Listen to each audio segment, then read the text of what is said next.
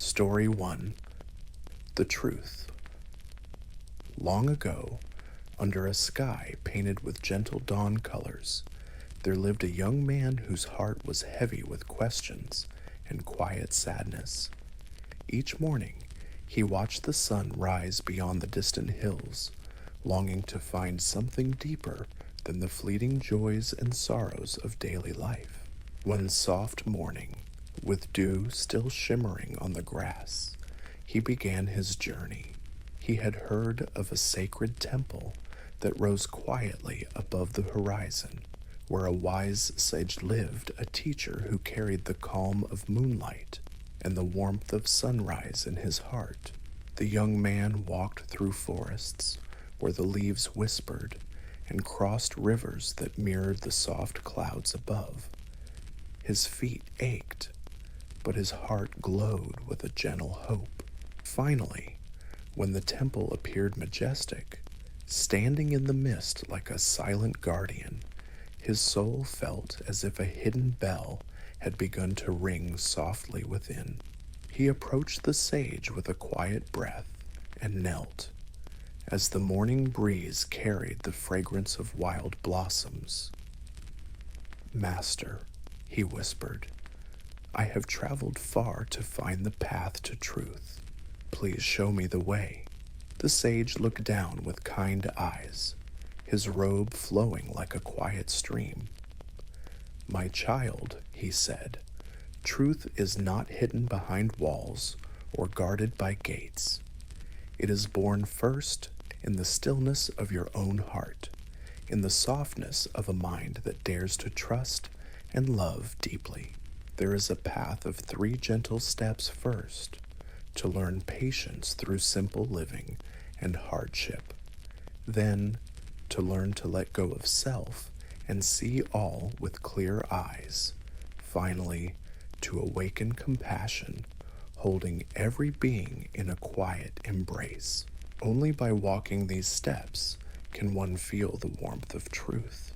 The young man felt a gentle joy, like morning light touching closed flower buds. He looked up and asked, then, "Master, is the truth waiting at the highest point of this temple?" The sage nodded slowly. "Yes, on the highest terrace, where moonlight lingers and stars seem closer. Yet, I myself have only begun the second step, selflessness, which is hardest of all, for it asks us to put down our sharp opinions and simply be present. The final step, compassion, is both near and far, for the heart often confuses loving itself with loving all." The young man felt a soft warmth in his chest and began the path of patient practice. Days turned into quiet weeks. Each morning felt different. He saw each tear and each smile with new eyes, as if the whole world breathed together. But sometimes, as he looked up at the high terrace in the moonlight, he felt an ache of impatience. The path felt endless, even though each step was close.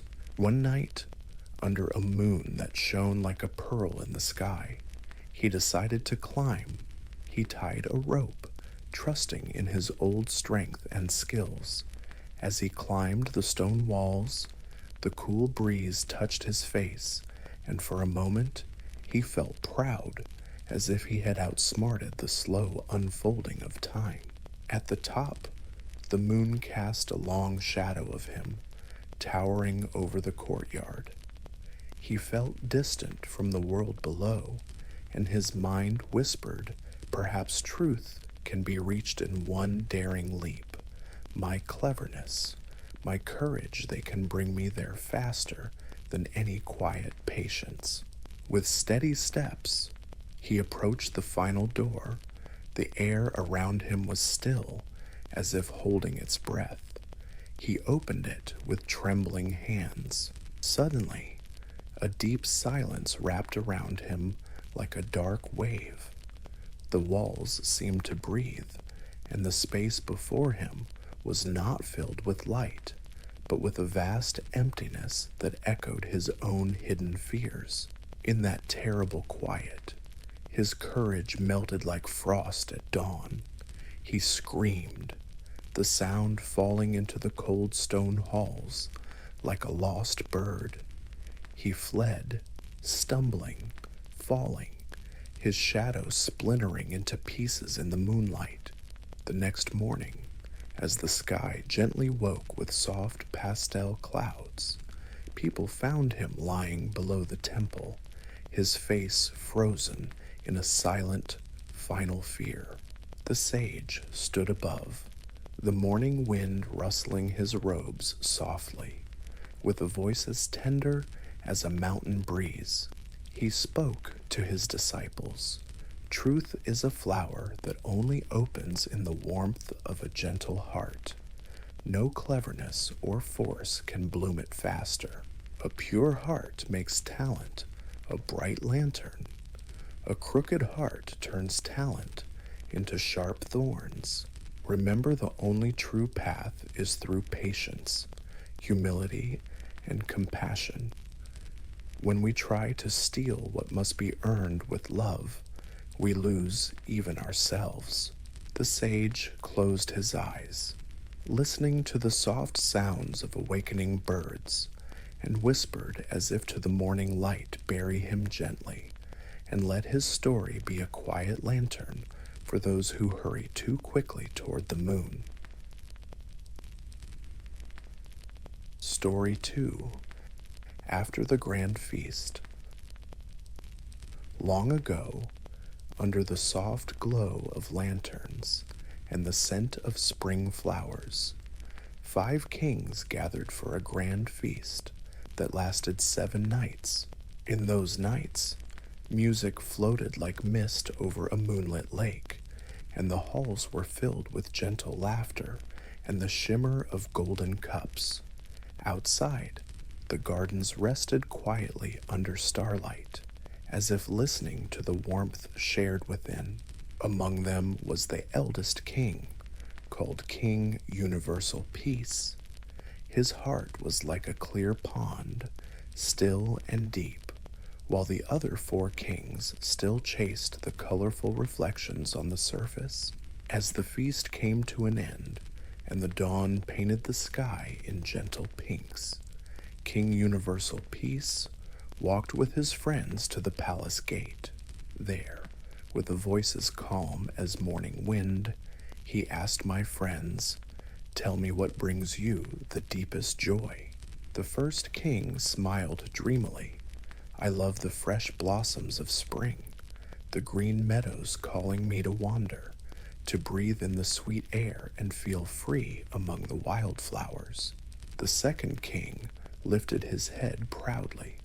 "I love the long days of ruling, wearing grand robes, sitting beneath shimmering banners, hearing drums echo across the courtyards, and watching loyal subjects bow in respect."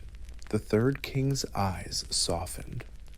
"I love a beautiful wife and radiant children, sharing laughter and stories by the moon, living richly, savoring each moment of love and warmth." The fourth king nodded slowly. "I wish my parents long life, my family gathered in harmony, my brothers close, wearing fine clothes, enjoying delicious feasts, a life of gentle togetherness." After they spoke, they turned to King Universal Peace and asked in one voice, "And you, dear friend, what is your deepest joy?" King Universal Peace looked up at the awakening sky. His eyes shone softly as he replied, "My joy is simple, no birth, no death, no sorrow, no heat, no cold, a peace that does not shift like seasons, a happiness beyond all storms." The 4 kings were astonished, their minds like silent ponds suddenly touched by rain. They asked eagerly, Who taught you this? Where can we find such a teacher? King Universal Peace said gently, the world-honored one, the Buddha, now dwells at the Jetavana Monastery. Moved by a quiet longing, the 5 kings journeyed together to the monastery. The path was lined with soft morning mists and singing birds guiding them forward. When they arrived, they bowed deeply before the Buddha. His presence felt like moonlight spreading across a darkened field, silent, kind, infinite. The Buddha spoke in a voice as light as drifting petals. O noble kings, listen deeply. In this world, so many chase after fleeting joys, unaware of the seeds of sorrow they plant. Suffering flows through life in 8 silent streams: the pain of birth, the slow fading of age, the storms of illness, the quiet final breath of death, the tearing of separation, the thirst of unfulfilled dreams, the sting of encountering enemies, and the heavy clouds of endless worry. When we cling to desires, we build cages for our own hearts. But when we see clearly, like a moon reflected on a still pond, we find a joy that does not depend on seasons or fading petals. This joy is called nirvana, the gentle end of all grasping, the quiet blooming of true freedom. The kings listened, their hearts unfolding like lotuses at dawn. In that quiet space, they felt their old cravings dissolve, as if morning light was washing away the last shadows of night. From that day, the kingdoms became gardens of peace, borders softened, people lived in simple kindness, and every dawn felt like a new song rising from the earth. Story 3: Under the Shadow of Compassion.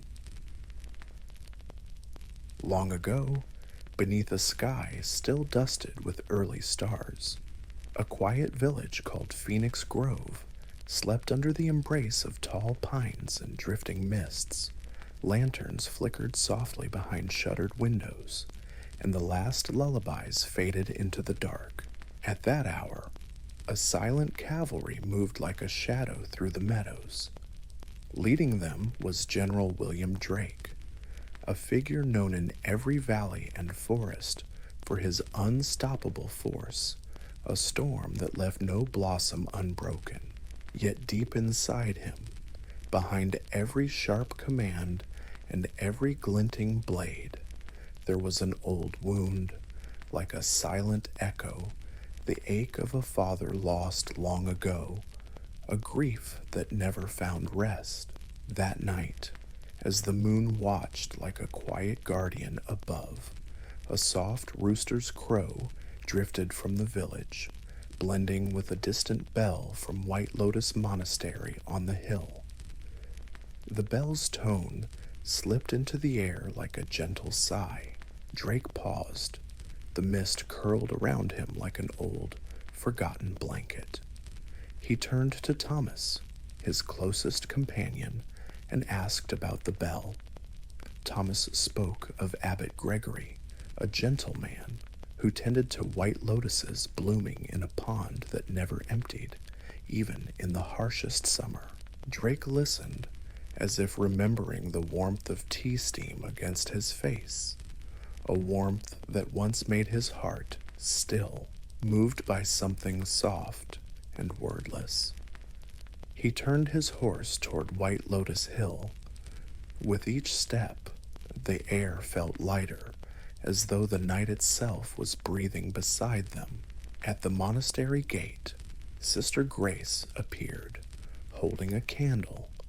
Her face shone with a serene kindness, like moonlight gliding over calm water. She bowed softly, inviting them in. Inside, incense rose like silver threads in the quiet hall. The Buddha statue sat in gentle contemplation, its gaze deep as a night lake. Abbot Gregory moved slowly, placing another stick of incense before the statue. Each movement was a quiet poem, patient, kind, unhurried. Drake watched from the doorway. In that hushed space, something in him trembled softly, like a leaf caught by a morning breeze. But then, old grief surged again, sharp and loud. His hand flew to his sword. His voice broke the stillness like a sudden storm. Jonathan Miller. The abbot turned, eyes clear and calm. Even hearing the name from another life, he did not flinch. Drake's laughter cracked through the air, wild, bitter, then silent. 5 years. I searched through dawns and shadows. Tonight, the moon has led me to you.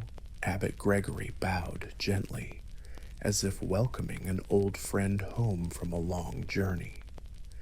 If tonight is the end of this body, he said, his voice soft as drifting snow, I accept it as a falling leaf accepts the ground.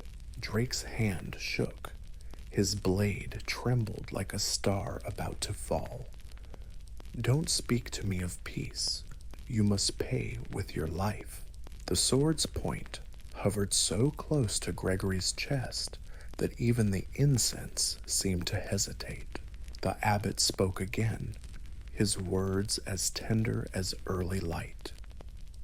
This blade once carried my will. Today it may carry my release. My only regret is the pain I caused, the shadows I left behind. Drake commanded the soldiers to gather the villagers, but Abbot Gregory raised a hand, his voice like a gentle rain. Please, if it must be, take my life alone, spare the others.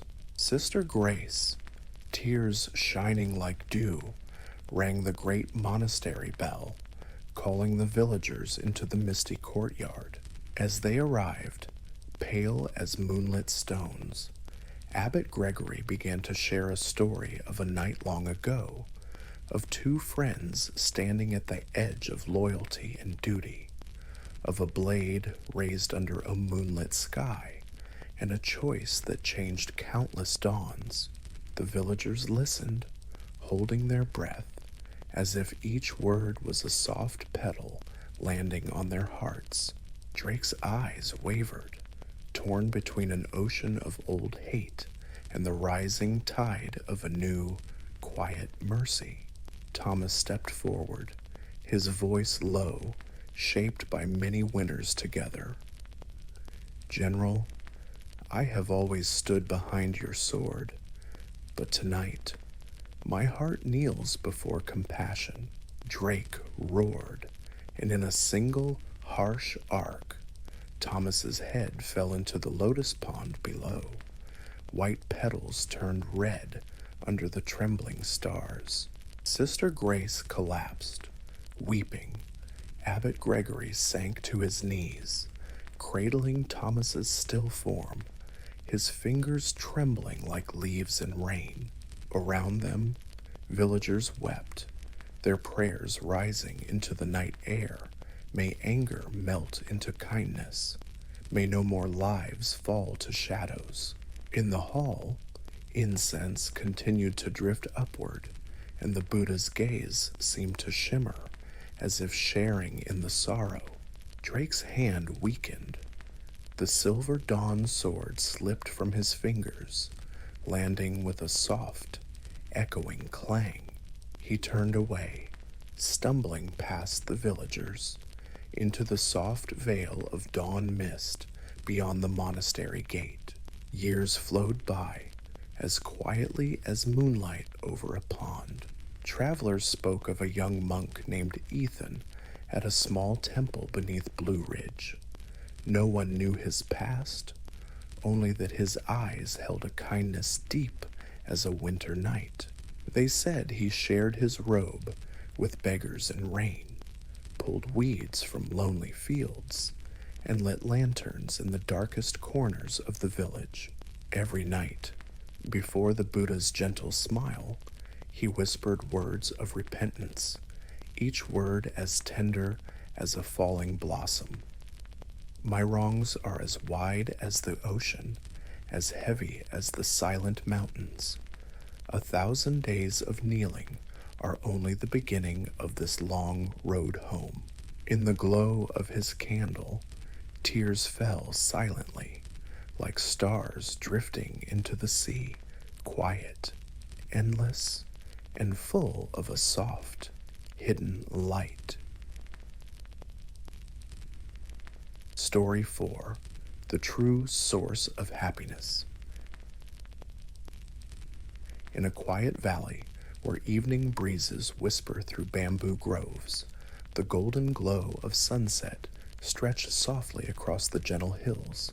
Flowers glimmered like tiny stars along mossy paths, and the air carried a sweet, delicate scent, a soft invitation to rest and breathe deeply. Near an ancient tree in Jetavana's garden, 4 young monks gathered in a circle. Their robes fluttered faintly in the breeze, like small sails on a still pond. Brother Samuel, whose eyes were bright and curious, looked up at the sky where the first evening stars began to bloom. He spoke with a voice gentle as drifting petals. My dear brothers, if you could choose the sweetest joy in all the world, what would it be? The others nodded slowly, like quiet reeds swaying by the river.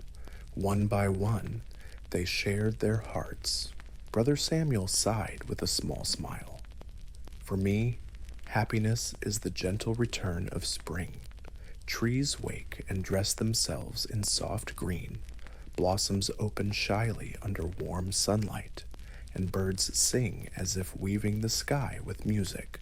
To float a little boat on a clear stream, to climb a hill with a warm flask of tea. Oh, how my spirit would dance. Brother John leaned forward, his hands resting softly in his lap. To me, true happiness is a gathering of family and dear friends. Imagine a table of fragrant dishes, sweet music flowing like a gentle brook, laughter echoing like wind chimes, and the warmth of every heart merging into one quiet flame. Brother Peter's gaze drifted beyond the garden walls. I think joy lives in honor and abundance, a grand house filled with shimmering silks, endless coins to fulfill any wish, horses strong as the mountain wind, and people bowing in respect wherever I go. In such grandeur, my heart would feel the world kneeling at my feet. Lastly, Brother Thomas looked down, his voice low and tender. I find bliss in the softness of love, to hold the hand of someone radiant as moonlight, to share whispers beneath starlit branches, to laugh and pour tea as hearts become one that warmth could melt even the deepest frost inside me. Their voices faded into the hush of the garden, where fireflies began their gentle dance. The monks sat still, each believing their joy to be the truest. At that moment, soft footsteps approached. The Buddha, walking in silent mindfulness, paused beside them. His gaze shone like a moon above still water, kind and unwavering.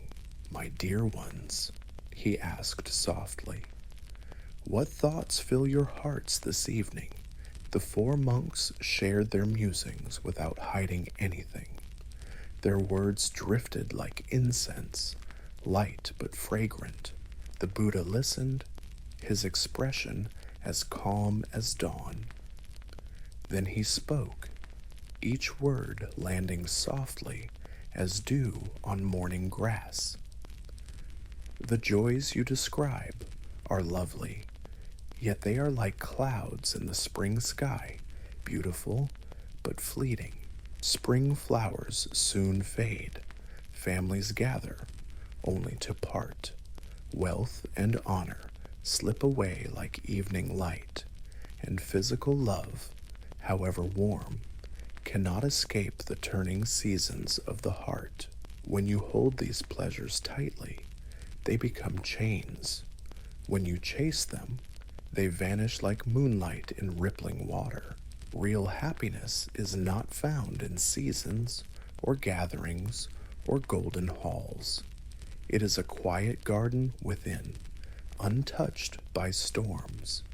It is nirvana, a clear sky beyond all clouds, a moon that never wanes. If you seek this unshakable joy, walk the noble eightfold path, see clearly, think kindly, speak truthfully, act with compassion, live in harmony, strive gently, watch your mind with care, and rest deeply in quiet concentration. On this path, the heart opens like a lotus in the morning sun, slowly, gently, without force. Hearing these words, the monks felt as if soft rain had washed over their spirits. Old longings melted away like frost under the first light.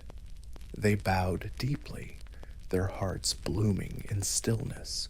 As the Buddha continued his peaceful walk among the lotus ponds, the monks closed their eyes. Around them, twilight draped the world in a soft, silvery veil. Above, a crescent moon rose, serene and quiet.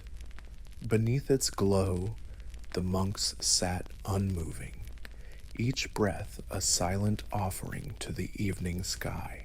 In that gentle hush, a deeper light dawned inside them, a spring that never fades, a warmth that no wind can carry away. And there, in the soft embrace of twilight and moonlight, their true happiness quietly blossomed, like a secret flower opening only in the most tender hours of night. Story 5. The Layman Vimalakirti. In a luminous city called Vaishal, where soft morning mist draped the rooftops like a pale veil, and lotus ponds mirrored the sky's early blush, there lived a layman named Vimalakirti. He was not a monk living in seclusion. Instead, he moved quietly among bustling streets, weaving kindness into every corner of daily life. His mind was wide as the ocean, his compassion deep as the quietest midnight lake.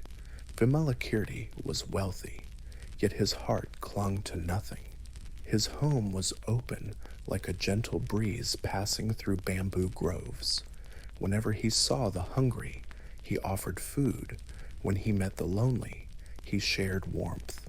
His wisdom was like moonlight, bright, gentle, and guiding even the most lost travelers. Though he lived as a householder, he followed the precepts purely, patient as an old mountain stone. He never allowed anger to cloud his mind, and his daily acts flowed naturally, like a stream over smooth pebbles. Even while moving through noisy marketplaces, his mind remained calm, as if resting beneath a silent moon. He visited lecture halls to share gentle teachings. In schools, he taught children the small shining seeds of kindness. In houses of pleasure, he spoke softly of impermanence. In noisy taverns, he reminded people to sip slowly, to smile gently, to return home in peace. When he sat with kings, he whispered about patience. When he met ministers, he spoke of fairness and truth. With young princes, he shared stories of loyalty. With servants and farmers, he taught the quiet joy of giving. Like a lotus blooming unseen in the night, Vimalakirti quietly healed the world, one small heart at a time. Then, as a gentle teaching, he pretended to fall ill. Hearing this, many people, nobles, scholars, merchants, and friends came to visit him. In each soft meeting, he shared teachings that fell into their hearts like gentle rain, sprouting seeds of awakening. Far away, the Buddha heard of Vimalakirti's illness. He called Shariputra and said kindly, "Dear Shariputra, please visit our friend Vimalakirti." But Shariputra bowed low and replied, "World-honored one, I do not dare. Once, as I meditated beneath a great tree, Vimalakirti approached and gently teased me. Why sit quietly alone? True stillness is not to hide away, but to rest calm amidst all noise, to act in the world without being trapped by it." Hearing this, I had no reply, and my heart learned a quiet lesson. That is why today I do not dare to visit him. One by one, other wise disciples shared similar stories of being gently corrected by Vimalakirti's luminous wisdom. Finally, the Buddha turned to Manjushri, the Bodhisattva of wisdom, and said, "Manjushri, please go to see Vimalakirti on my behalf." All the assembly felt a hush pass over them, like moonlight on still water. They knew that when Manjushri and Vimalakirti met, there would be a meeting as delicate and deep as dawn touching the ocean. When Manjushri arrived, Vimalakirti asked his attendants to leave. The room was empty and quiet, like the heart of a midnight lake. Only a simple bed remained. As Manjushri stepped in, Vimalakirti greeted him softly. "Ah, Manjushri, you come without moving. You see without eyes." Manjushri smiled gently and replied, "Dear friend, to arrive is truly not to arrive. To see is truly not to grasp." Then Manjushri asked kindly, "What is the nature of your illness? Does it grow heavier or lighter?" The world-honored one sends his loving thoughts to you. Vimalakirti folded his hands and said, "My illness is born from compassion. When I see beings lost in sorrow and illusion, my heart aches with them, like a parent worried for an only child. I cannot rest while even one being still wanders in pain. When all beings are free, I too will be free. Until then, I share in their suffering, not from delusion, but from a vow deeper than any ocean." Manjushri listened in silence, like a tree listening to the breeze at night. In that soft, quiet room, no words were needed, only the gentle echo of vows, as old as the stars, as soft as a falling petal. Outside, twilight settled over Vaishal, turning lotus ponds into silver mirrors and filling the streets with long shadows. Somewhere, a bell chimed slow and low, as if calling every heart to pause, to breathe, to remember its quiet center. Under that vast sky, the conversation between Vimalakirti and Manjushri unfolded like an unseen flower, its fragrance drifting quietly into the night, whispering of freedom, patience, and the boundless embrace of compassion. Story 6. The Attendant from Bamboo Mountain. Long ago, in the peaceful city of Sravasti, nestled among quiet groves and winding streams, there stood an old temple. In this temple lived a young attendant called Bamboo Mountain. Before he wore the robe of a temple helper, he was a simple shoemaker. His fingers were used to leather and thread, not prayer beads or scripture pages. Even after arriving at the temple, he often felt lazy, preferring to sweep the courtyard or fetch water rather than study the sacred teachings. The head monk, gentle as a morning breeze, encouraged him to learn, but Bamboo Mountain simply smiled shyly and hurried away to his chores. One bright morning, the head monk and all the monks traveled to a distant village for an almsgiving ceremony.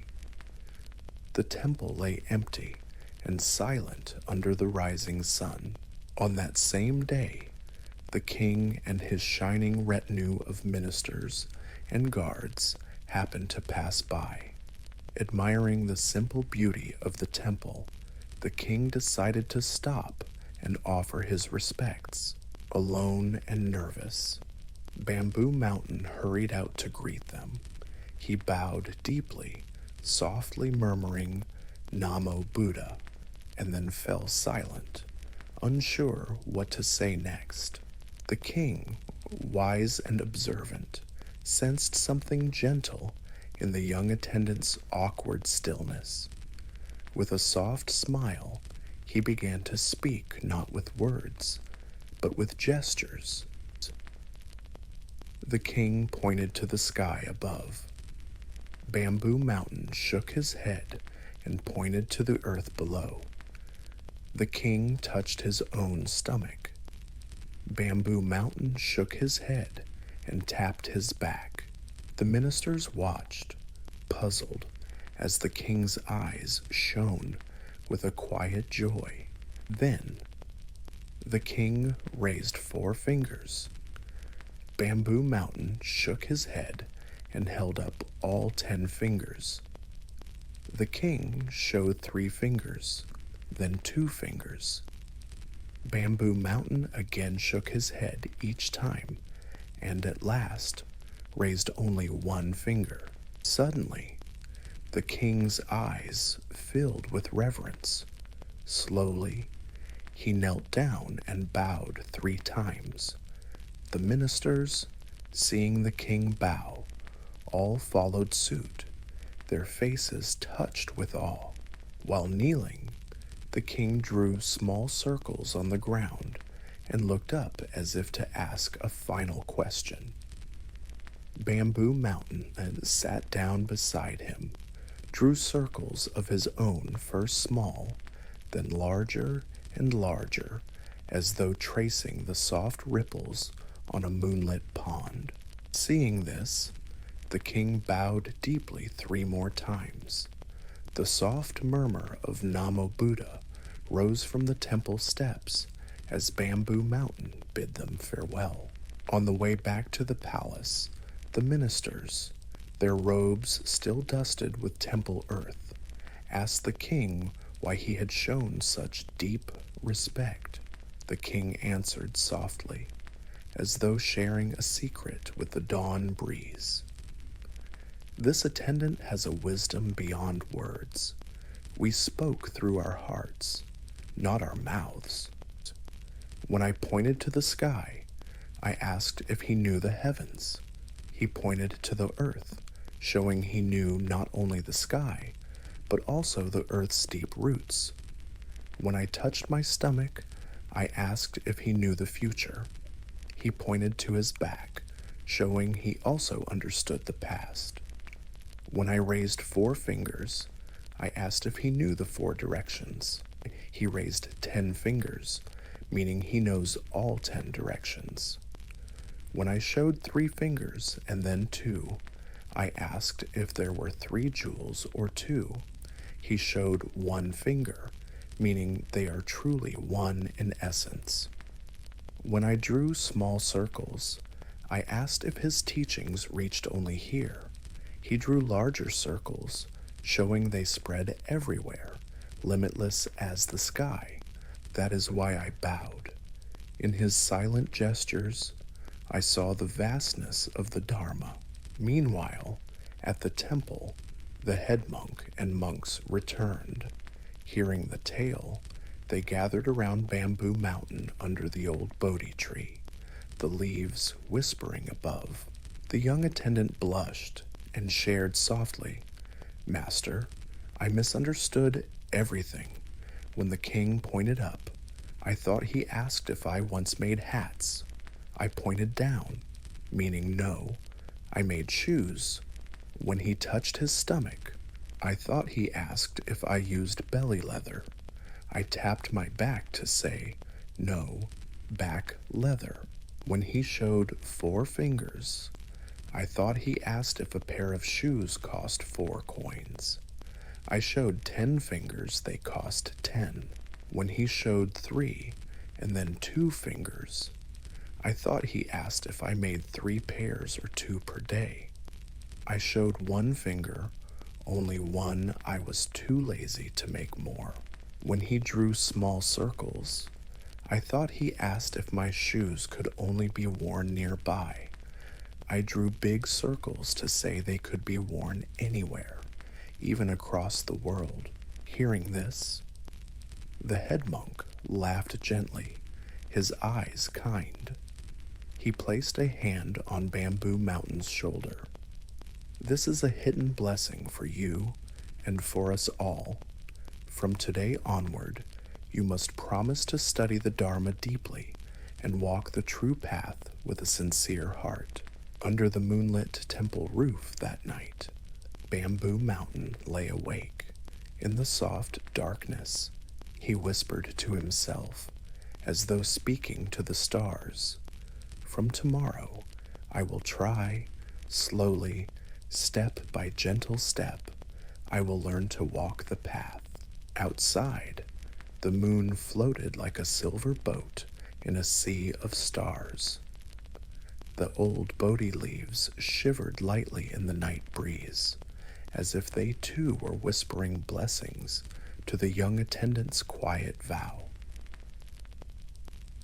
Story 7, Like the Wind, like Nirvana. Long ago, under the pale moonlight that shimmered on ancient palace stones, a wise and curious king named Melinda sat quietly in his hall of fragrant wood and silver lamps. The night was deep and soft, the stars scattered like pearls on dark silk. Beside him sat the gentle sage Nagasena, whose eyes held the calm of silent lakes, and whose voice flowed like a gentle stream in spring, with a thoughtful breath. The king asked, "Venerable Nagasena, tell me what things arise because of good and evil deeds. What things arise because of the turning seasons, and what things come forth because of certain causes and conditions?" Nagasena's smile was like moonlight touching a lotus leaf. He spoke softly, "Sire, all beings who wander through countless lives, those who are born, age, and pass away arise through the dance of good and evil actions. The mountains that sleep under moonlit fog, the vast oceans that breathe under sunrise clouds, the winding rivers, the gentle breezes, the steady earth itself. These are shaped by the shifting of seasons, by warmth and cold, and all the living plants, the tiny herbs sprouting at dawn, the grand old trees sheltering quiet sparrows. These arise from seeds and the care of rain and sun." The king paused, his mind drifting like a small boat on a quiet lake, then asked, "Venerable Nagasena, what is it that does not arise from deeds, nor from seasons, nor from any causes at all?" Nagasena's gaze grew even deeper, like a still, well-reflecting stars. "Sire, there are 2 things beyond all these, the open sky and nirvana. Nirvana does not belong to past or future or present. It cannot be taken or pushed away, nor can it be touched by eye, ear, nose, tongue, body, or mind. The king leaned forward, his golden robe whispering on the floor. If nirvana cannot be seen or measured, is it even real, or is it nothing at all? Nagasena's face shone gently. Sire, nirvana truly exists, just as the wind exists. It cannot be seen with the eyes or held in the palm, yet we know the wind by its touch on our skin, by the whisper in the trees, by the dance of leaves at dusk. In the same way, only those who walk the noble path with sincere hearts can truly realize nirvana. It cannot be grasped with ordinary eyes. It must be felt in the quiet places of the heart. The king closed his eyes, breathing softly, then opened them again to ask, "Please, venerable sir, give me an example to help me understand." Nagasena asked gently, "Sire, do you believe there is wind in this world?" The king smiled softly as a breeze curled around the pillars. "Yes, venerable sir, I do." Nagasena nodded. "Can you show me the wind? Place it in my hand." The king shook his head slowly, like a branch swaying in moonlight. "No, venerable sir, I cannot show it." Nagasena continued, his words like petals floating down a stream. "Then would you say that wind does not exist, simply because it cannot be shown?" The king's eyes softened. "No, venerable sir, wind is real, even if unseen." Nagasena's voice was low and tender. "Exactly so. Nirvana is real, though unseen and untouched by the senses, and not all beings can feel its gentle presence, for not all follow the middle path with the same dedication." A moment of silence wrapped them both, like a blanket in winter dawn. Then, in a voice as soft as drifting clouds, the king asked, "Is the ending of desire called nirvana?"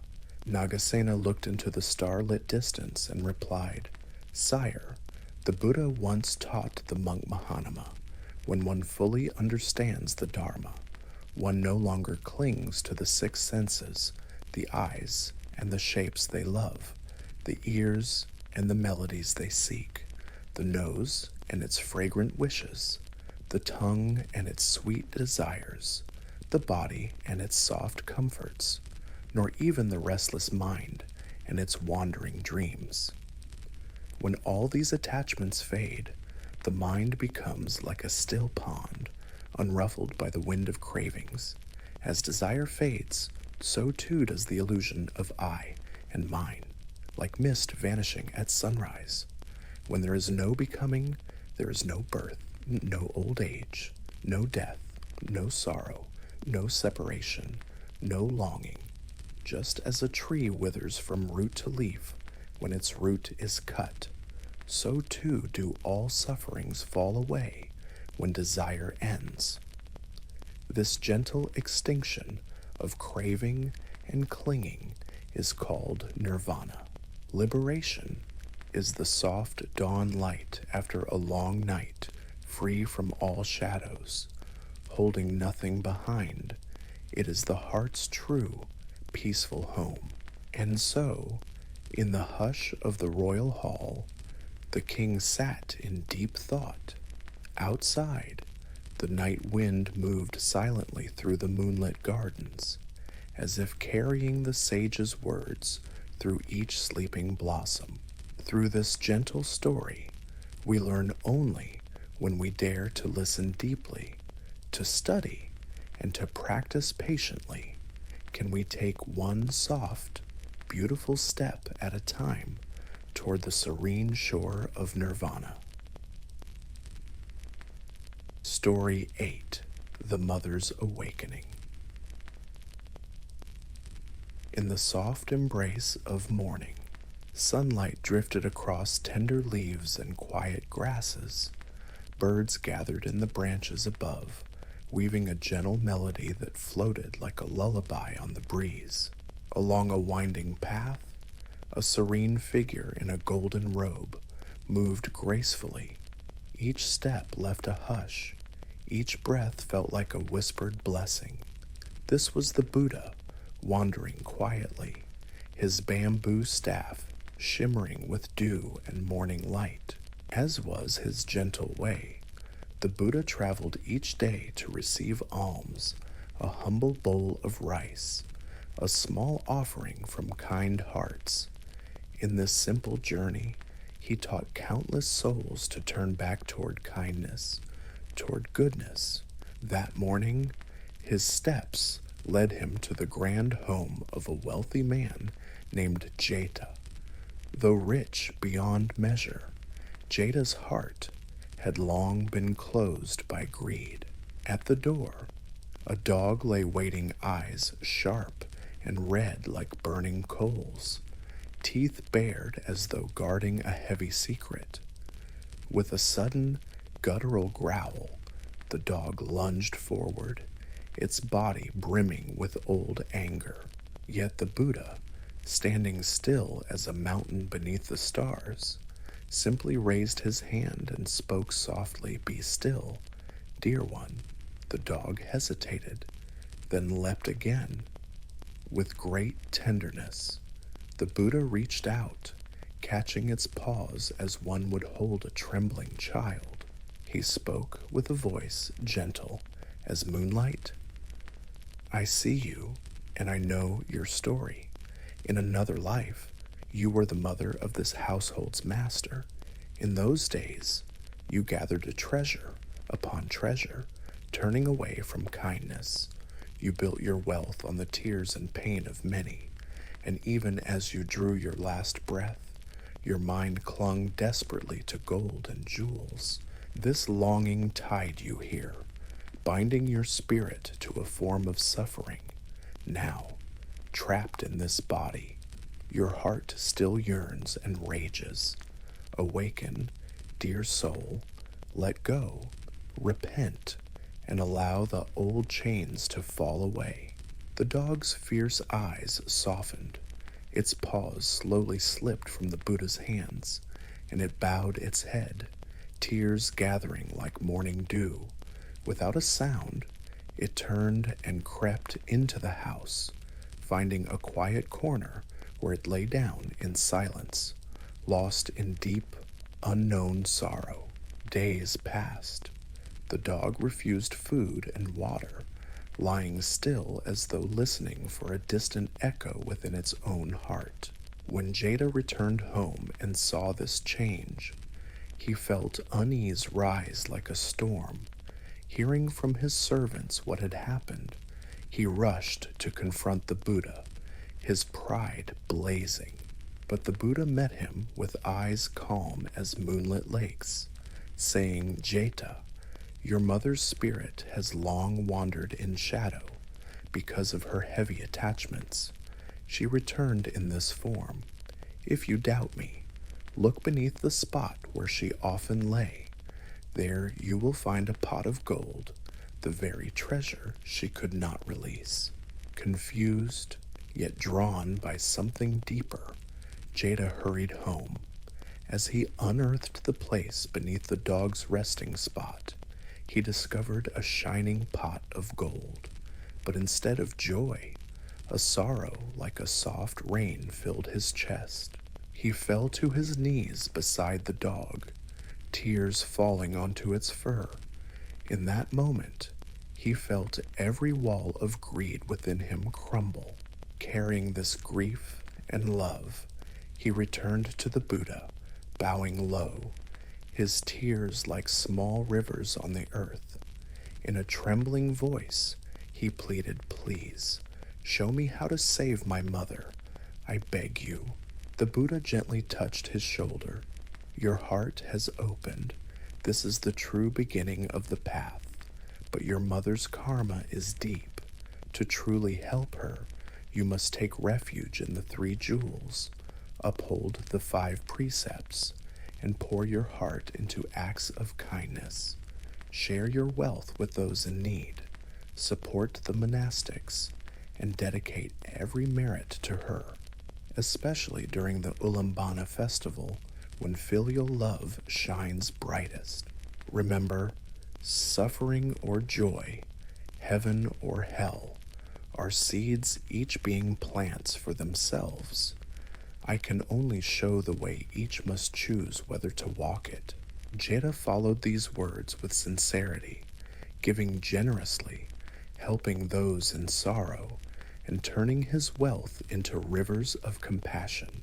Not long after, on a quiet afternoon, the dog stretched its tired body, let out a long, gentle breath, not of clinging, but of release, and passed away peacefully.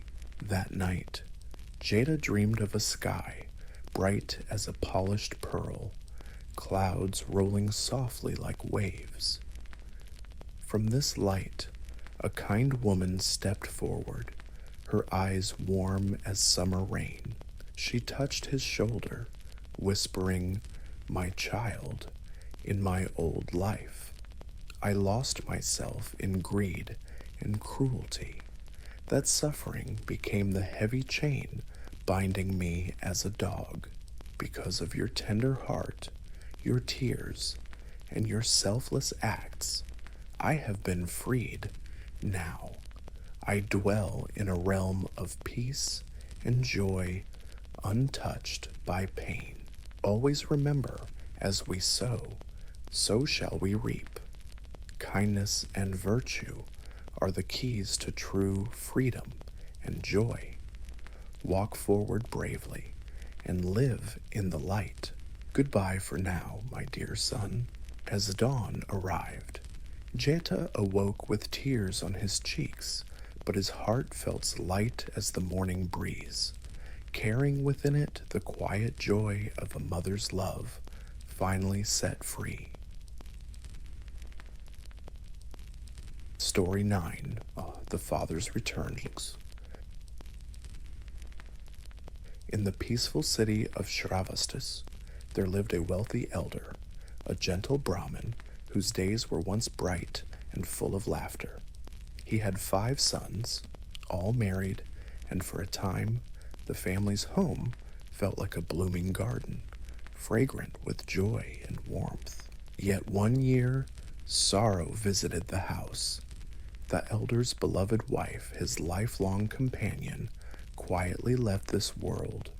In his loneliness, he thought to remarry, hoping to find someone to help tend to the daily rhythms of the household. But when the daughters-in-law heard of this, they whispered among themselves, "Father is old now. Why should he marry again? We can take turns caring for him and keep him close to us." Moved by their words, the sons agreed and spoke gently to their father. Trusting in their love, the elder accepted. He divided his wealth into 5 equal shares and gave it to his sons, choosing to spend his remaining days in their company, believing he would be cherished. At first, the daughters-in-law wore soft smiles and offered polite kindness. But soon, like a fading sunset, their warmth turned cold. Their kindness dried up like a river in summer heat. One by one, they pushed him aside until at last they cast him out altogether. With nowhere to go, the old father wandered the streets, his once proud steps now slow and trembling. He knocked on doors for scraps of food, his heart heavy with sorrow, deeper than any night. One day, he crossed paths with an old friend. His voice cracked as he shared his story, asking, "My friend, what should I do? Where can I turn?" The friend sighed and spoke with gentle concern. "I have no power to ease your pain, but I know of someone who can go to Jetavana Monastery and seek the Buddha. In his presence, Burdens grow lighter, and hearts find a new dawn. The old man carried his weary bones to the monastery. Bowing deeply before the Buddha, he spoke through tears. Please, so show me a way out of this darkness. The Buddha, his eyes shining like the calm of the moon, advised, come on the night of the full moon to listen to the Dharma. Afterward, I will guide you further. On that sacred night, the moon hung round and soft in the sky, like a pearl floating among clouds. Many gathered in the monastery courtyard, devoted followers, townspeople, even King Pasenadi himself. Among them stood the Brahmin's 5 sons, unaware of what was to come. After the Buddha's teachings ended and the crowd began to disperse, the old man rose slowly, leaning on his thin cane. His voice, though frail, rang through the night air. Please, dear friends, stay a moment and hear my humble words. Once, I was a man of means in this very city, but today, I beg on the streets. I have sons, but they are worth less than this walking stick I carry. This stick steadies me when my legs falter, shields me from harm. Yet my sons, after taking my wealth, abandoned me to cold winds and an empty days. The people gasped in shock, their hearts tight with sadness. King Pasenadi stepped forward, eyes blazing. Where are these sons? With a trembling hand, the old man pointed to them, the 5 who stood frozen, pale as ghosts. Rage and sorrow swept through the crowd like a storm. The sons fell to their knees, realizing at last the depth of their cruelty. Weeping, they begged for forgiveness, vowing to bring their father home and care for him with true devotion. When they returned, the daughters-in-law hissed and complained, wishing to cast him out once more. But this time, the sons stood firm as ancient trees. If you refuse to honor our father, then leave this home. We will not be more heartless than his walking stick. From that moment on, the father was cared for with sincerity. The house, once darkened by greed, slowly filled again with quiet warmth. This story drifts into our hearts like a gentle breeze, reminding us that children who fail to honor their parents sink lower than grazing animals. It also teaches us that the Buddha, radiant in wisdom, not only guides us beyond suffering, but also shows us how to live with compassion in the small, ordinary moments of daily life. The Buddha himself showed this deepest filial love, teaching the Dharma to his mother in the heavenly realms, guiding his father to enlightenment, and even carrying his father's coffin with his own sacred hands. He once said, "The wise always honor those who care for their parents. Those who serve them with true devotion will receive blessings as vast as the sky and as gentle as the moon's glow." Story 10, The Gentle Child. Long ago, in the gentle glow of a fading sunset, high above the silent forest, there lived a young vulture. His wings were strong and wide, his eyes sharp as moonlight on a still lake. But this vulture was not like others. Each morning, as the dew still glistened on the leaves, he would fly softly across the sky, searching for food not for himself, but for his aging parents, who could no longer see or hunt on their own. In the quiet hours, he brought back food to feed them and gathered soft twigs and leaves to keep their nest warm. When the wind whispered through the trees at night, the parents rested peacefully, knowing their devoted child would return with care and love. One day, as he glided low over a meadow bathed in morning mist, his foot slipped into a hidden hunter's trap. The cold metals tightened around him, and he could no longer move. A hunter appeared from behind the tall grasses.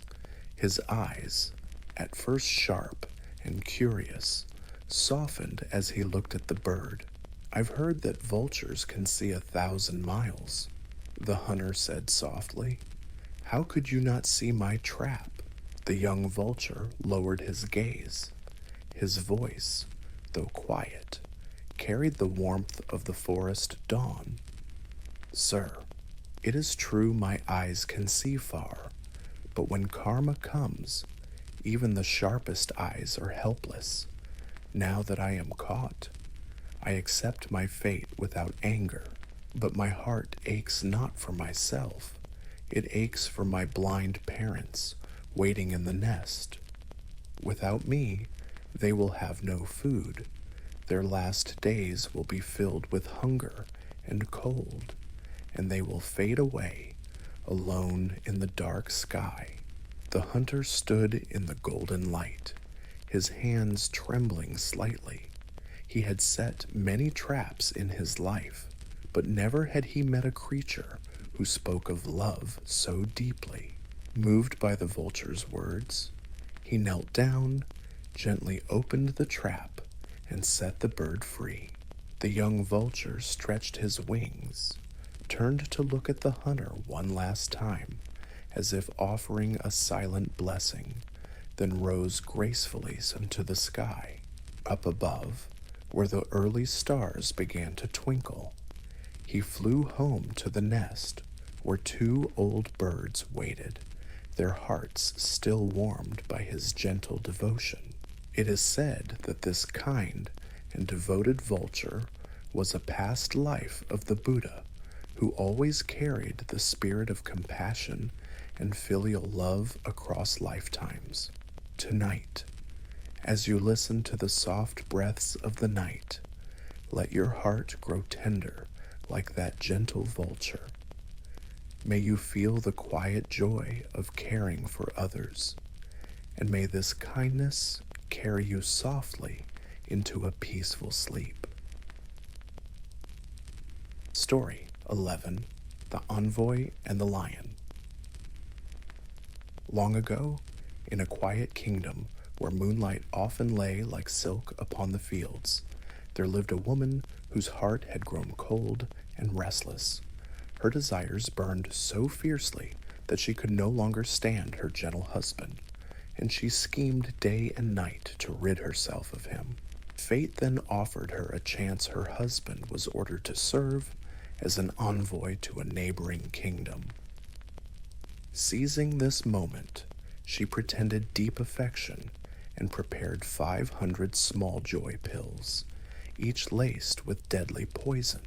With a soft, false smile, she said, "My dear, on your long journey, you may grow weary and hungry. Here, I've made these pills for you. Take them when you reach the border to stay strong." Believing her love true, he set off with a light heart. When he reached the border, dusk had already painted the sky in gentle purples. He stopped to rest in a forest, and fearing wild animals, climbed high into a tree, accidentally leaving the pouch of pills below.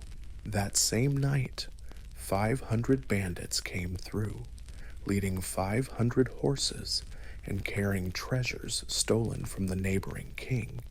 Exhausted from their flight, they paused under the envoy's tree, hungry and worn.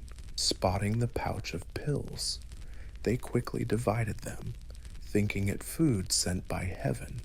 In moments, every last bandit fell to the ground, silent and still, as moonlight touched their unmoving faces.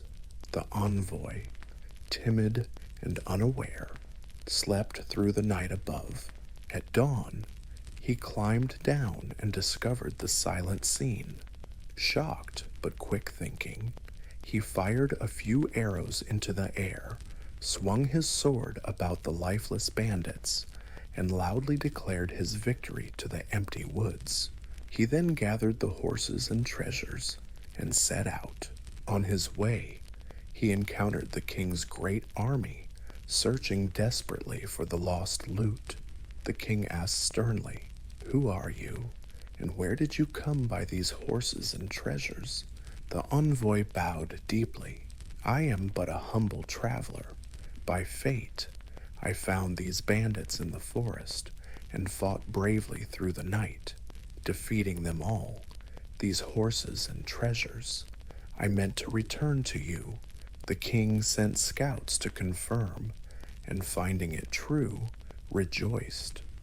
The envoy was escorted to the capital with music and banners, celebrated like a hero. He received high titles and countless rewards. Seeing this, the old ministers whispered among themselves, green with envy. How can a stranger be honored above loyal servants of many years? Hearing their doubts, the envoy boldly challenged them. "If any of you believe yourselves stronger, meet me on the plain and test your courage." None dared step forward, but soon after, a new trial arose. A fierce lion had begun blocking roads and devouring travelers, terrifying the kingdom. The ministers, still burning with jealousy, suggested to the king, "If the envoy is so mighty, let him defeat this lion and truly prove himself." The king agreed and armed the envoy, commanding him to set forth. Trembling inside, the envoy journeyed to the lion's cave. As he arrived, the lion roared and charged. In terror, the envoy scrambled up a tree. The lion leapt upward, mouth gaping wide, eager to catch him. In his panic, the envoy fumbled his sword. It slipped from his grasp and fell straight into the lion's open throat. The mighty beast fell dead at once. Astounded, the envoy climbed down and returned to the king.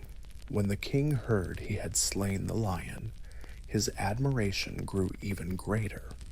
In reward, he offered the envoy his daughter's hand in marriage. The people of the kingdom, hearing of these deeds, praised the envoy with songs and blessings.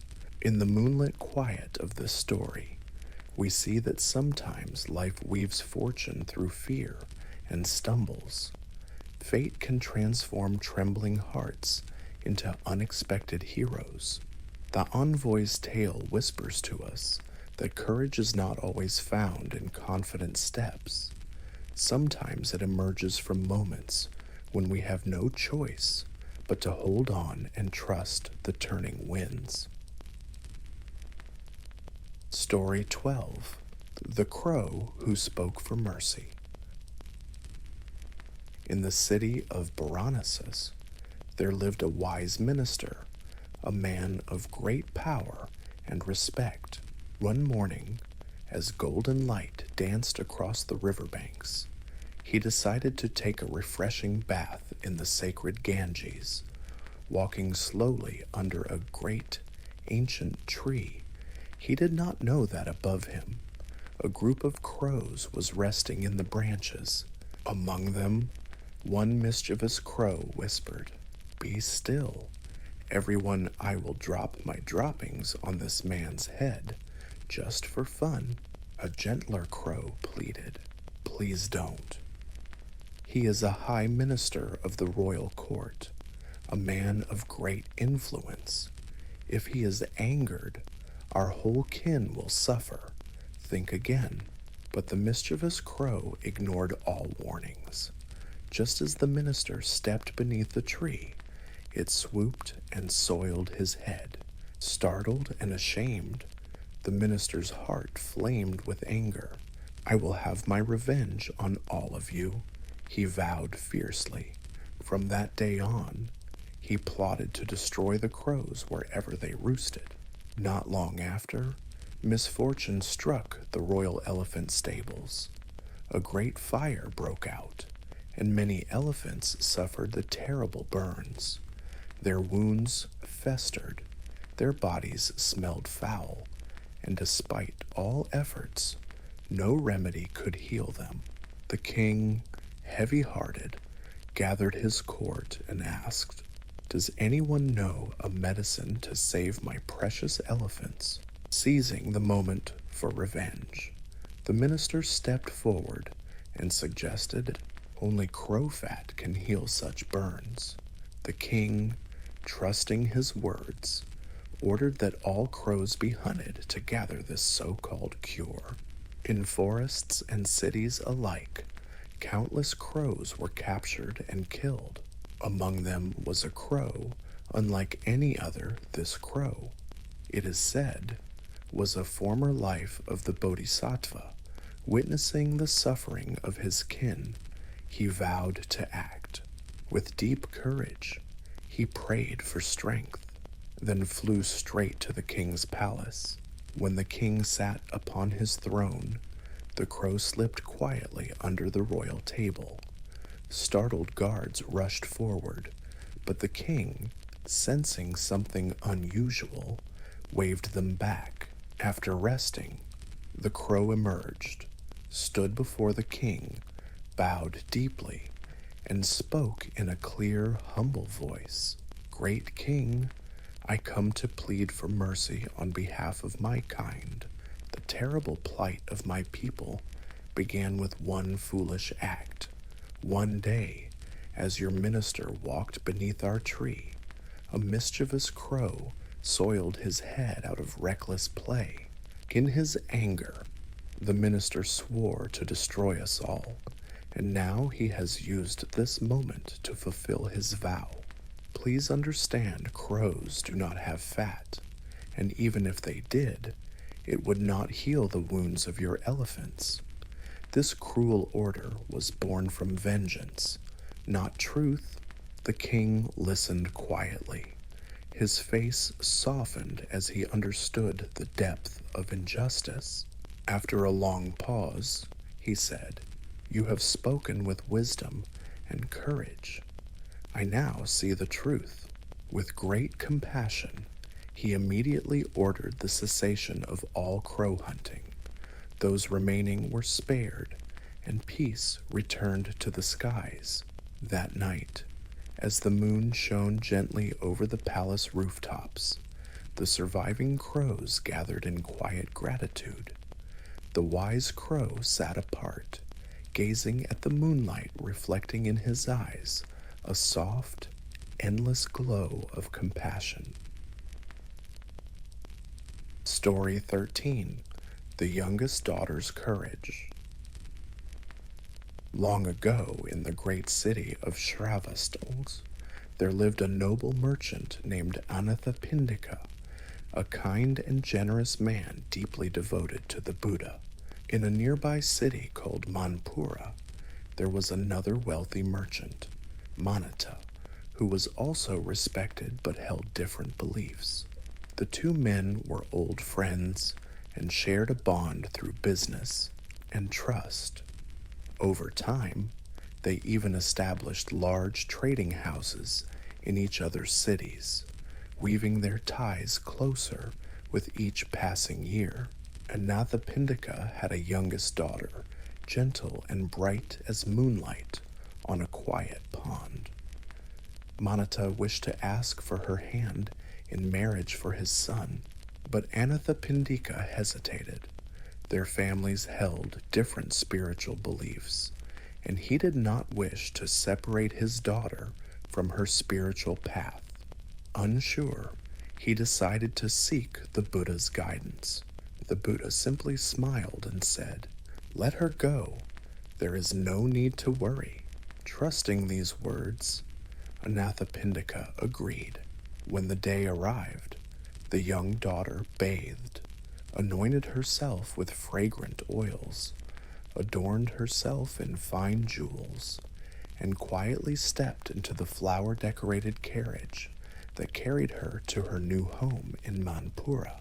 However, there was a law in Manpura that no one could bring a foreign bride into the city without paying a heavy penalty and offering of a grand breakfast feast to 6,000 Brahmin priests. Manatta knew this, yet out of respect and love for his friend and new daughter-in-law, he accepted and arranged the feast. When the 6,000 Brahmins arrived, they entered bare-chested as was their custom, preparing to receive their meal. According to tradition, the new bride was to come out and bow to greet them, but the young bride refused. With a calm but unwavering voice, she said, "I cannot bow to those who walk without modesty. The Buddha has taught us that true respect lies in knowing shame and honor, to understand family, lineage, and the heart's purity. Those who have lost their sense of shame are like drifting clouds, rootless and lost. I will not bow to them." Hearing this, the Brahmins grew angry and stormed out, leaving the feast behind. Manatta was deeply troubled. He lay on his high tower, sighing in regret, his heart heavy with sorrow over the incident. One day, a wise Brahmin named Subhata visited him. Seeing Manatta's gloom, he asked for the reason. Manatta shared everything: the refusal, the anger, the shame. Subhata smiled gently and replied, "Do not be troubled. The teacher your new daughter-in-law follows is of immeasurable virtue. Once, when I approached Lake Anavatapta, the guardian spirit barred my entry. Yet when a young monk arrived, the spirit stepped forward, offered a golden seat, and bowed deeply. That monk was merely a disciple of the Buddha. Imagine the power and purity of the Buddha himself." Manatta felt a wave of relief wash over him. He hurried to call the young bride and asked, "Daughter, I wish to invite your teacher, the Buddha, to our home, but I do not know the proper way to make such an invitation. Will you help me?" Overjoyed, she agreed at once. She bathed, dressed simply, and climbed to a high pavilion, facing the directions of Jetavana. She lit incense and prayed, "World-honored one, please hear my call. I feel as one drowning, yearning for your guidance. Please come and bring peace." Hearing her pure and sincere heart, the Buddha set out immediately. He asked Ananda to carry his alms bowl behind him, with Shariputra on his right and Mahamudgalyayana on his left, and 1,250 monks surrounding them like stars around a full moon. They walked calmly, step by step, until they reached Manatta's home. Manatta and his family came out, bowed low, and received the Buddha and the Sangha with reverence. Meanwhile, the 6,000 Brahmins, upon hearing that the Buddha had entered their land, trembled among themselves. "The radiant light of the sage has come. We can no longer remain here. His virtue and power are beyond compare." And so, they quietly left the city. In Manatta's house, the Buddha gave a gentle discourse. His words were soft as moonlight, deep as a still lake. Hearts that heard him were moved, like flowers opening to the dawn sun. Many were awakened that day. The family and countless listeners took refuge in the three jewels, the Buddha, the Dharma, and the Sangha, and vowed to uphold the 5 precepts, beginning a new life of peace and clarity. In this quiet story, we see how one young woman's courage, rooted in deep faith, turned conflict into blessing and guided many hearts toward a path of light. Story 14: The Hidden Weight of Life.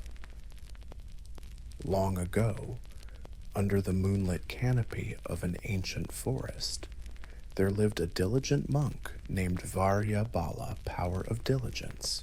He had chosen to leave behind the noise and bustle of city life to cultivate the path of peace beneath a great tree deep in the mountains.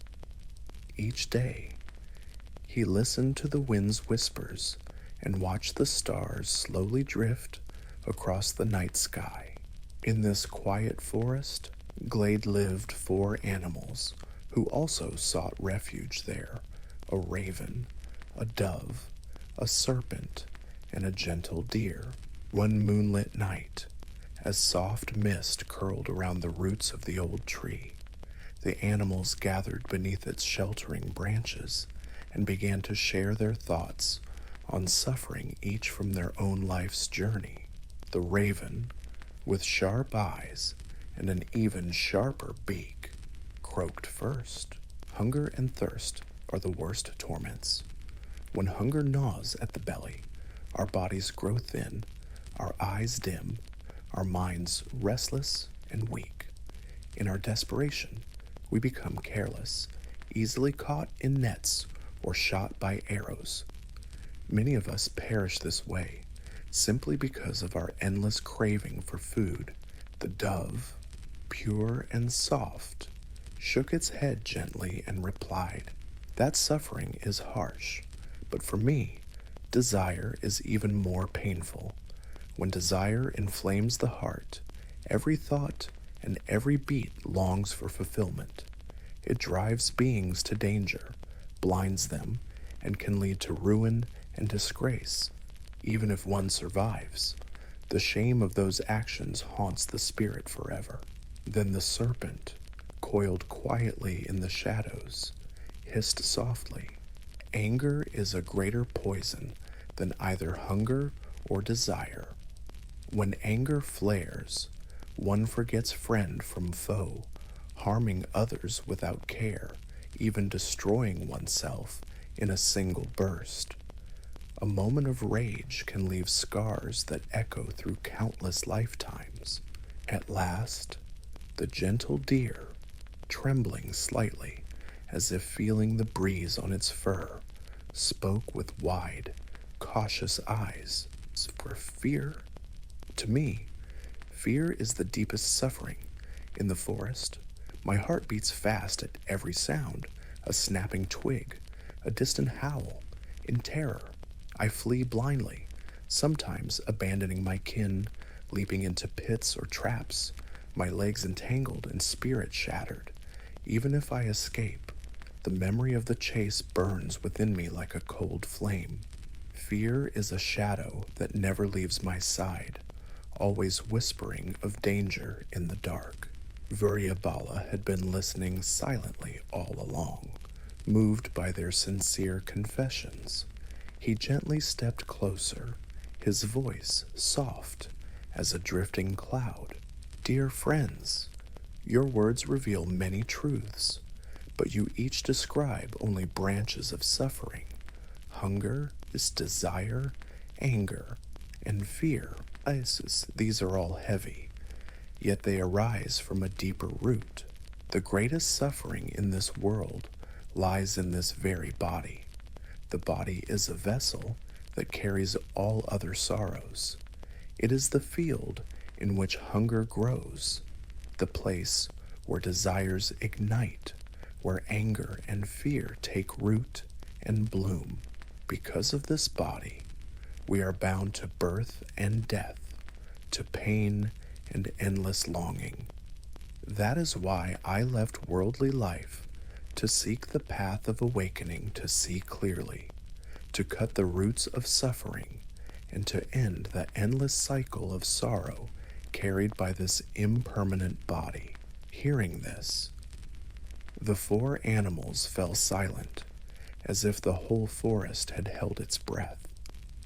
The stars above glimmered softly, like tiny lanterns guiding them to a new understanding.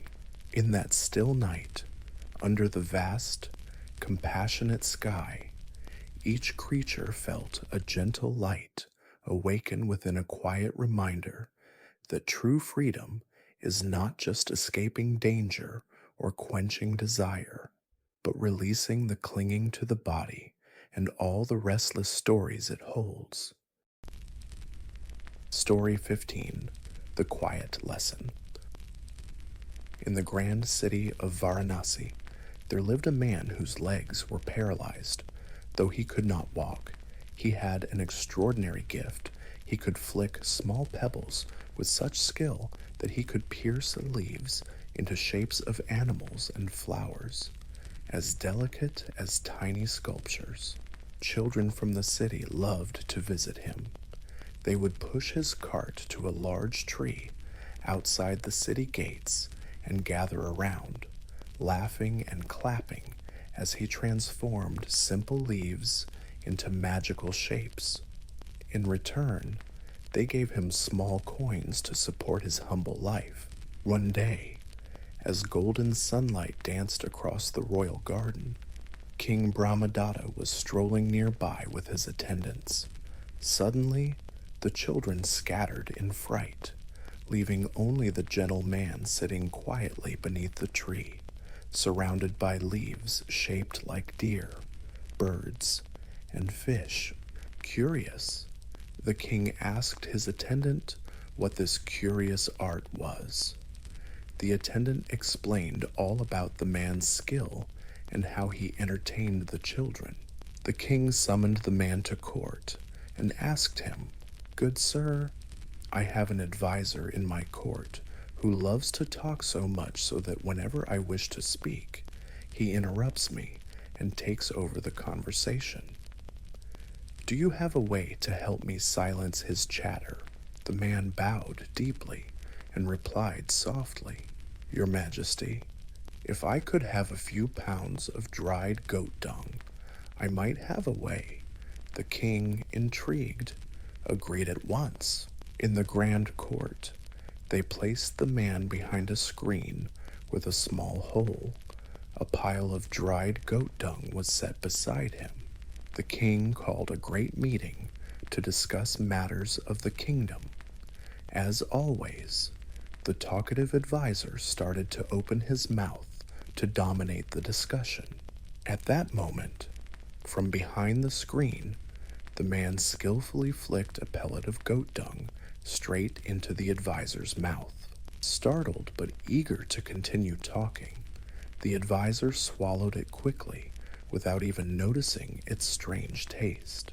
Again and again, as the advisor spoke, more pellets flew into his mouth. He swallowed each one, too obsessed with speaking to notice. At last, when the entire pile of dung was gone, the king spoke. "My dear advisor, because of your constant talking, you have swallowed an entire pile of goat dung. Your stomach cannot digest it.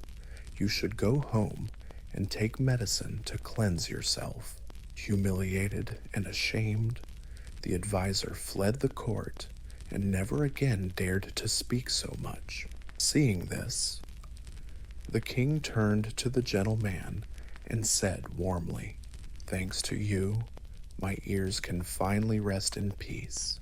In gratitude, he rewarded the man generously, granting him the right to collect taxes from 4 prosperous villages, enough to support 10,000 people. One wise minister stepped forward and bowed deeply. With a gentle smile, he recited a verse: "All honest skills, when used in the right way, bring peace and joy to our days. But when skills are misused or misplaced, they turn into seeds of suffering and waste." Under the moon's soft glow, the story of the quiet man's clever skill reminds us words, like pebbles, can build or break. Silence, it's like the softest breeze, can heal more than 1,000 speeches. Story 16. When skill is misused. There was a man who had mastered a special skill. He could flick pebbles with extraordinary precision. Day after day, he practiced and grew confident in his sharp aim. Yet deep inside, pride began to grow like a thorny vine, whispering to him of greater feats. He thought to himself, if I test my skill on the cows, pigs, or geese in the village, people will complain and demand payment. Worse still, they might punish me. But look, there is a solitary monk over there, sitting in serene silence. He has no family, no one to defend him. If I test my skill on him, what harm could come to me? This monk was no ordinary man. He was a silent sage, a Pratyeka Buddha who had attained deep awakening in solitude, living peacefully without disturbing a single blade of grass. Without a second thought, the man flicked a small pebble straight at the sage. The pebble flew through the air and pierced from one ear to the other. For an ordinary person, this would have meant instant death. But the sage, steady as a quiet mountain lake, rose calmly and returned to his dwelling. There, he entered deep meditation and gently passed into final peace. Later, the man came to the sage's hut and saw many disciples preparing the funeral rites. He boasted loudly, "Do you see? It was my amazing pebble flick that caused this. That was my skill." But instead of praise, the disciples were filled with sorrow and anger. In a rage, they seized him and beat him to death. After death, because of the heavy karma of harming an awakened one, he fell into the deepest hell, a place of great suffering. Under the soft veil of night, this story leaves us with a quiet reminder: a skill, no matter how brilliant, when used without kindness or wisdom, brings ruin rather than honor.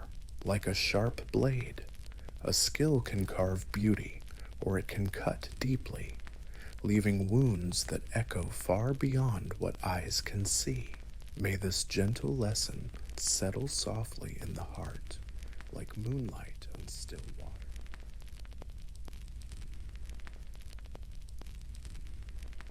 Story 17. Conquered by Compassion. In a faraway kingdom, under the soft glow of moonlight, there once lived a kind minister whose heart was like a quiet forest pond, still and deep. Though he held a high position in the royal court, he loved simplicity more than gold, and compassion more than power. One year, dark clouds of war gathered because of envious courtiers and whispered lies. The gentle minister was commanded by the king to lead an army against the fierce Huns. He carried no joy in fighting, but he could not refuse the king's order, and so he set out, carrying not only swords and shields, but also a heart full of sorrow and hope. When he arrived at the border, he did not prepare traps or shout orders. Instead, he raised a banner that read, "Eat to live, but do not kill. Live in honor, not in greed." He gathered the soldiers and spoke softly, as if sharing a bedtime story to soothe troubled minds. We are born with life before we think of food. Life is precious once lost. It cannot return. Wealth can be rebuilt, but a single breath cannot be regained. We eat to nourish life, not to destroy it. To teach them, he shared an old tale. A king once owned 18 priceless vases. One day, a servant accidentally broke one. Enraged, the king ordered his death, but a wise minister ran into the hall, pushed over the cabinet, and shattered the remaining 17 vases. The king stood in shock. The minister knelt and said, "Before these vases arrived, your heart was calm and kind. Why must a broken vase cost a life? I broke the rest so that no more innocent lives would be lost over mere objects." Realizing his folly, the king spared the servant, honored the minister, and ruled with newfound kindness. Moved by this story, the soldiers laid down their swords. The minister gave away half of their supplies to the poor, built shelters for the sick and the elderly, opened schools for children, and cared for orphans. He encouraged people to marry across cultures, blending two worlds into one gentle family. He honored all faiths, built temples and teaching halls, and welcomed everyone with an open heart. People from far and wide came, leaving behind their anger and fear, choosing instead to walk together under the same quiet sky. The Huns, once fierce and wild, began to follow him, not out of fear but out of deep respect. They called him their great father, for he gave without asking, loved without condition, and healed without judgment. The minister himself lived like a monk. He wore simple robes, ate plain meals, and slept on humble mats. He owned no riches, kept no power, and carried no pride. He was like a cool breeze in summer, or the first gentle rain after a long drought, soft, soothing, and deeply alive. When the king heard of this, he tried to reward him with titles and lands, but the minister smiled and softly declined. He desired no crown or throne, only the peace of seeing people live in harmony. People say that this gentle minister was one of the past lives of the Buddha himself, a shining lamp in a dark world. He taught that true victory is not in defeating enemies, but in conquering hatred with kindness, and in turning strangers into family. Tonight, as you lie quietly, imagine his gentle footsteps, his peaceful eyes, and his soft voice calling you toward a world without fear. Breathe in this kindness. Let it settle like moonlight on a calm lake, and drift into serene dreams. Story 18, Quarreling Over a Shadow. In an old village, when the moonlight poured like silver rain on the rooftops, there lived a young couple who had just married. They loved each other dearly. Each morning, they shared quiet smiles over steaming tea. Each evening, they sat side by side, listening to the crickets sing. One warm afternoon, the young husband turned to his wife with a playful glimmer in his eyes. "Dear, please bring some wine from the kitchen so we can share a joyful drink together." The wife happily agreed and stepped lightly into the kitchen. She lifted the lid of the large clay wine jar, but suddenly she saw a shadowy figure reflected in the dark surface. Startled, her heart pounded like a drum. In her confusion, she thought it was another woman hiding inside the jar. Her cheeks turned red with anger, and her breath quickened. Storming back, she cried out to her husband, "So you've hidden another woman in that wine jar all along. Why did you marry me at all? Go enjoy your secret love. I'm leaving." The young husband, bewildered and furious, ran into the kitchen. When he looked into the jar, He saw a dark shape too, but it was his own reflection. Misunderstanding, he shouted. How dare you accuse me? You've hidden a man in there yourself, and now you blame me. In a flash, gentle whispers turned into loud shouts. Loving eyes turned into angry glares. They quarreled, pushed, and hit each other, tears mixing with shouts. Each insisted they were right, and the peaceful home echoed with pain instead of laughter. A gentle monk passing by heard the commotion. He paused, listening deeply, then stepped into the courtyard. Seeing the two young lovers covered in tears and bruises, he spoke softly. Dear ones, why do you hurt each other so deeply over a shadow that does not exist? They ignored him, locked in their storm of rage. The monk then said calmly, Let me help you bring out the person you believe is hiding. He walked into the kitchen, took a large stone, and with one decisive motion, smashed the jar. Wine spilled across the floor, sweet and fragrant, flowing like a river under moonlight. The reflections disappeared instantly, leaving only broken shards and silence. The couple stood frozen, staring at the empty space where they once saw ghosts of their own fears. Slowly, realization dawned. Their tears turned from anger to regret, and they fell into each other's arms, whispering apologies and promises to trust and listen more deeply. The monk, seeing them embrace under the soft evening sky, smiled gently. People often mistake shadows for reality. We chase illusions and blame each other for echoes of our own mind.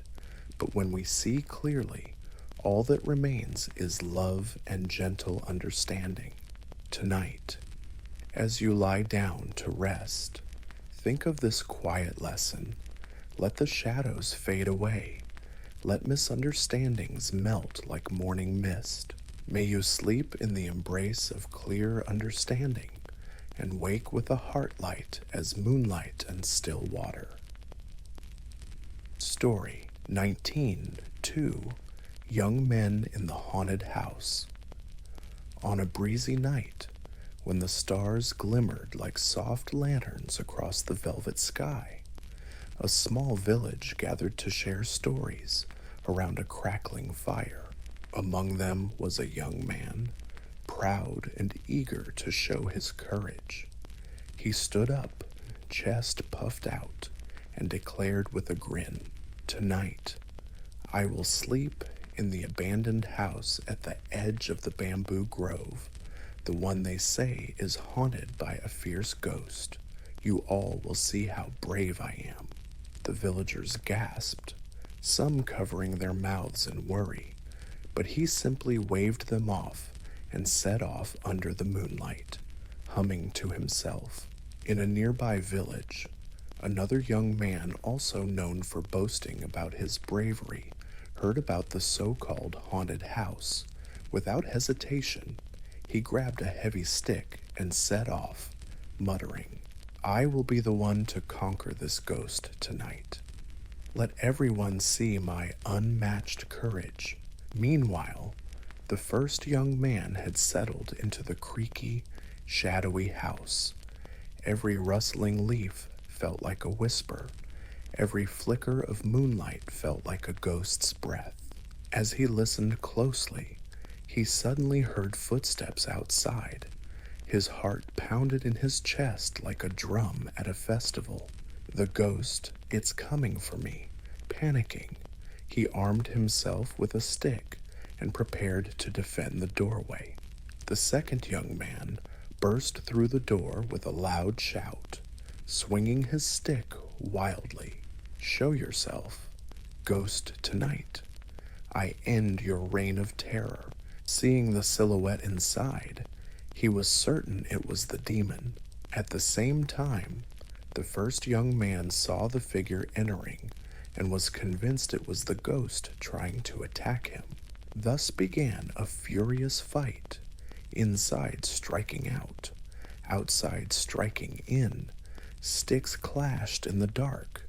Shouts and heavy breaths echoed through the broken walls. Each believed they were bravely fighting a ghost, each certain they were protecting their own life.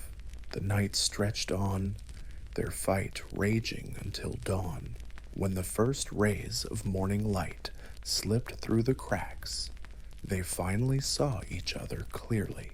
Their eyes widened. Their hands dropped their sticks. There was no ghost, no monster, only two young men, bruised and exhausted, staring at each other in stunned silence. In that quiet moment, they realized all night they had been fighting their own fears, illusions created by their restless minds. A gentle monk passing by stopped and smiled softly upon seeing them. Dear young men, you have both fought shadows born from your own hearts. In this world, many spend their lives fighting ghosts that do not exist, arguing, hurting, and clinging to the idea of self that is as fleeting as a morning mist. When we let go of these illusions, we discover that there is no enemy outside. The only struggle is within. The two young men bowed their heads deeply, feeling both embarrassed and relieved. From that day forward, they chose to live more humbly, helping others rather than boasting of their strength. Tonight, as you close your eyes, think of the ghosts you may be holding in your heart, fears, pride, and imagined enemies. May you lay them down gently, like setting aside a heavy stick after a long journey. May your dreams be light, and your heart open like a dawn flower, free from all shadows. Story 20. The Path to True Happiness. In a peaceful land near the Appavada Mountains, there lived a young man named Sonati. Sonati's heart was pure and bright as a morning lotus. At first, he lived simply as a novice monk. Then, after 3 quiet years, he took full ordination as a bhikkhu. One morning, feeling a soft pull in his heart, Sonati respectfully asked his teacher for permission to visit the Jetavana monastery to see the Buddha. With blessings granted, he set out, each step gentle as dew touching grass. When he arrived, the Buddha welcomed Sonati warmly and allowed him to share the same living quarters.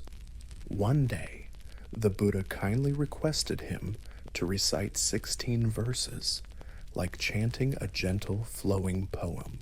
Sonati's voice rose and fell like a soft breeze gliding through the bamboo. When he finished, the Buddha's eyes sparkled with serene delight.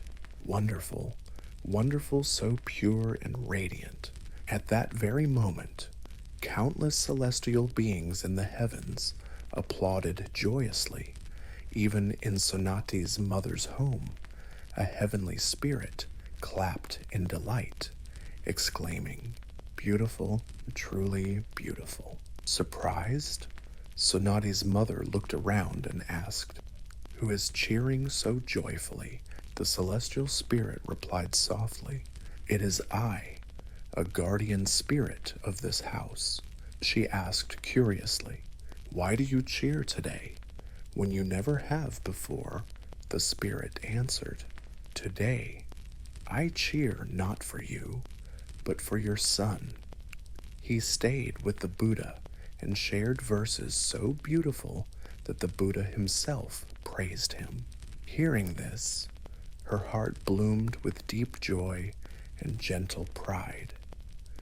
She thought, if my son can recite for the Buddha, Surely he can share these teachings with me too.